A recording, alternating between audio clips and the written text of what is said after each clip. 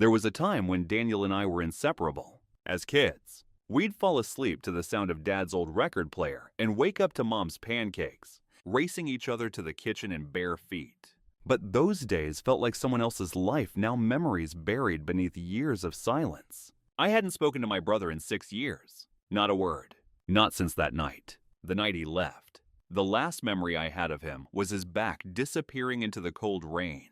Fists clenched. Rage in his voice. He didn't come to Dad's funeral. Didn't call on my wedding day. Didn't even know he had a niece. And still, every year on his birthday, I'd write him a letter I never sent. They sat in a shoebox under my bed unread, unmailed, words filled with anger, sorrow, guilt, and hope. Until today. Today, I got a phone call. A number I didn't recognize. A voice I'd almost forgotten. Is this Michael? It's about your brother. Daniel's in the hospital. It's serious. Everything inside me dropped. There was a photo still pinned to my fridge, edges curled and faded with time. 2 boys, shirtless and muddy, grinning with popsicles in hand, one missing a front tooth. The other, arms draped protectively around his little brother. Daniel and me. We must have been 6 and 8. That summer, we built a treehouse in the old oak behind Grandma's house. It leaned to one side and leaked when it rained, but we called it the fortress. In our eyes, it was untouchable. Daniel used to carry a notebook everywhere. He'd draw superheroes with our faces. Mine always had fire powers, his, wings that could lift him out of anything. He'd say, if it ever gets bad, Mikey, I'll fly us out of here. And sometimes, it did get bad. Dad's drinking was no secret. Some nights were worse than others. I'd hide in the closet, but Daniel, he'd stand guard by my door, like a soldier too small for the war.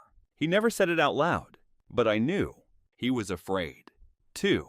But he never let it show for me. Looking back now, I wonder how many times he held his breath just to keep me breathing. It started small, late nights, slammed doors, Daniel disappearing for hours with bruised knuckles and a short temper. I was 15, he was 17, and the weight of our broken home finally began to crack him open. I tried to reach him, but he stopped coming to the fortress, stopped drawing, stopped smiling. By senior year, he was skipping school and coming home reeking of smoke and gasoline. Mom cried quietly. Dad didn't even notice. And I just kept hoping he'd snap out of it. Then came the fight. I'd found him in the garage, packing a bag. His eyes were wild, jaw clenched. I'm done with this house. Mikey, done with him. With all of it. You can't just leave. I shouted. You don't get it. He fired back. I'm not your hero anymore. I can't keep pretending I'm okay. There was a pause, long and sharp. Then I said the words I can never take back. Maybe it's better if you leave. His face broke, not in anger, in heartbreak. He walked out into the rain that night, and I never saw him again. The drive to St. Augustine Medical Center was a blur. Rain tapped against the windshield like a ticking clock, every drop a memory, every second a prayer. What if he was already gone? What if I was too late? The nurse at the front desk spoke softly, like people do when they don't want to say too much. Daniel Lawson, room 417, intensive care. I hadn't said his name out loud in 6 years. It felt foreign and sacred all at once. When I opened the door, the first thing I noticed was how small he looked. Daniel, the brother who once seemed invincible, now lay curled under thin sheets. Skin pale, lips cracked. Machines beeped softly beside him, each sound reminding me he was still here. Barely. His arm was bruised. His chest rose and fell with effort. I wanted to cry. I wanted to run. But instead, I whispered, "Hey, Daniel." His eyelids fluttered. And for a second, just a second, those eyes I knew better than my own opened. He looked at me, and with a rasp barely louder than the machines, he said, "You came." I nodded, tears finally slipping down my face. I should have come sooner. He gave a weak smile. "You always were late." And then he passed out again. But he was still breathing, and I was still there. Daniel was asleep for most of the next 2 days. I sat by his bedside, reading the hospital monitors like holy scripture. Every beep, every breath, it all mattered. The nurses told me he had collapsed at a gas station, barely conscious. A bystander called 911. Overdose. They suspected. Malnourished. Alone. His body was broken. But his spirit, that was still somewhere inside him. I could feel it. I went home one night and pulled the old shoebox out from under my bed, the one with all the letters I'd written him but never sent. 32 in total. I picked one, his 21st birthday letter. I hated you for leaving, but I hated myself more for letting you go. I read it out loud, sitting beside his bed the next morning. My voice trembled, my hands shook, but I kept reading one letter at a time. And then, 3 days later, he opened his eyes. I heard you, he whispered. I froze. What? The letter. About your wedding. About Dad. I'm sorry I wasn't there. I wanted to say 1,000 things. I wanted to scream and hug him and curse him and cry. Instead, I took his hand. I'm just glad you're still here. He looked at me, tears gathering in the corners of his eyes. For the first time in a long time. Me too. It was a gray afternoon when Daniel asked, "Do you ever think about him? About Dad?" I didn't answer right away. We were sitting outside the hospital, him in a wheelchair, blanket over his lap, a plastic cup of warm tea in his hands. The air smelled like rain and old regrets. I think about that night a lot. I finally said, "The last time he hit Mom, the way you stood between them." I was frozen. Daniel looked down. I wasn't brave. I was just tired of being afraid. We sat in silence, and for once, it wasn't heavy. He continued, "You remember the first time I ran away? I was 13, slept behind the school gym, thought if I disappeared, maybe he'd change. Maybe Mom would leave him." I nodded. "You came back the next morning, because of you," he said quietly. "I saw you at the window, waiting. I never knew that. I never knew how many times he stayed not for himself, but for me. I was the older brother," he whispered. "I was supposed to protect you." "You did," I said, in ways I didn't even realize. His eyes welled up. "Then why does it still feel like I failed?" I reached over, placed my hand on his shoulder. Because that's what trauma does. It lies to us. It tells us love wasn't enough. But you being there was everything. Daniel looked at me. For the first time in years, there was no bitterness in his eyes. Just pain. And maybe, just maybe, relief. Healing didn't come with fireworks. It came with awkward breakfasts in the hospital cafeteria. With crossword puzzles half solved between us. With silence that no longer suffocated. Daniel had lost a lot: his job, his health, pieces of his memory. But he hadn't lost his will to try. That I clung to. Each day, we found new routines. I'd bring him sketchbooks and pencils. He'd draw quietly, sometimes for hours. No superheroes this time, just faces. Mom, me, even Dad. One afternoon, he handed me a drawing of 2 boys in a treehouse, one with wings, one with fire in his hands. I laughed and cried at the same time. "I missed this," I said. "So did I," he replied, voice steady now. We started going on short walks once he got stronger. We talked about everything Mom's cooking. My daughter Lily, the time he dared me to eat a worm. And then, the harder stuff. I never touched heroin until after Dad died.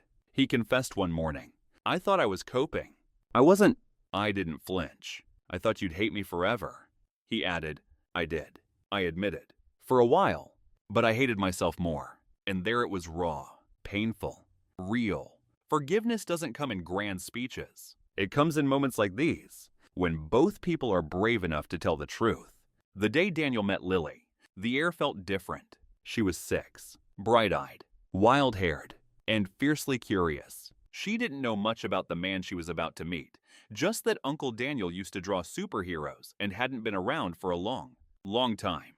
When she walked into the rehab center, holding her favorite stuffed bunny, I could see Daniel's hands tremble. "She looks like you," he whispered.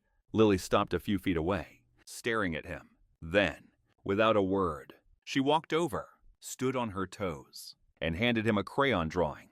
2 stick figures, holding hands. One had wings, the other had fire in his hands. Daniel looked at the drawing, eyes welling up. "Is this me?" he asked gently. Lily nodded. "Daddy said you used to fly." Daniel chuckled through his tears. "Maybe I did." She climbed into his lap like she'd known him forever. "Can you still draw?" "I think I remember how," he said, smiling. For the next hour, they sat on the floor of the visitor's room coloring, laughing, living, and I stood in the doorway, watching the brother I thought I'd lost become the uncle my daughter would never forget. Later that night, Daniel said, "You named her Lily. That was Mom's favorite flower." I nodded. I wanted her to grow in the light, even if we came from the dark. He looked at me, voice trembling. Thank you for not giving up on me. I shook my head, tears in my throat. No, Daniel, thank you for finding your way back. 2 months after Daniel entered rehab, his health began to decline again.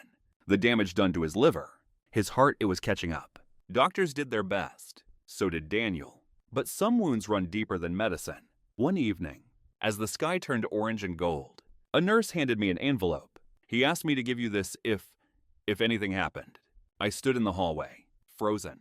Then I opened it. Dear Mikey, if you're reading this, it means I didn't get to say goodbye the way I wanted to. Don't be angry. I fought harder than I ever thought I could. But if this is my end, I want it to mean something. I used to think pain was my identity, that I was broken beyond repair, that once you let people down, they're better off without you. But you showed me I was wrong. Thank you for not shutting the door, for reading those letters, for letting me meet Lily, for letting me belong again, even for a little while. I wish I could have stayed longer, watched her grow up, drawn 100 more superheroes. But if this is all I get, then I'm grateful. You were always the strongest one, Mikey. Even when you didn't feel it, promise me something. Don't let pain build walls like I did. Let it build bridges. Tell Lily her uncle had wings, and that he finally learned to fly. Love always, Daniel. Michael folded the letter, held it to his chest, and cried in a way he hadn't in years. Not just for the loss, but for the love, and for the miracle of a second chance. No matter how short it was. A year had passed. The treehouse was gone now, taken by time and termites, but in its place stood something new. A garden, full of lilies. Lily helped plant every flower. Sometimes, she'd ask about Uncle Daniel. So one afternoon, we sat together beneath the oak tree, and I opened a letter. Not one Daniel wrote, but one I had written for him. The last one, Dear Daniel, I miss you every day. Lily draws with your old pencils. She says you live in the clouds now, painting the sunsets. I believe her. You taught me what strength really is. It's not about holding everything together. It's about letting people in. I'm teaching her that I'm trying to live it too. Your wings may have been broken, but in the end, you still flew, and you carried me with you. Love always, Mikey. Lily looked up at me and smiled. Will he send us a letter back? I pulled her close. He already did. Sweetheart. He sent the best one of all, by coming back to us, even just for a little while. If you're still here, listening to this story, thank you. Maybe you've lost someone. Maybe you've been the one who left. Maybe you're holding guilt, or pain, or silence too heavy to name. But please remember this. It's never too late. To come home, to say I'm sorry, to say I forgive you, to try again. Sometimes, healing doesn't start with answers. It starts with showing up. Even if all you have left is one last letter,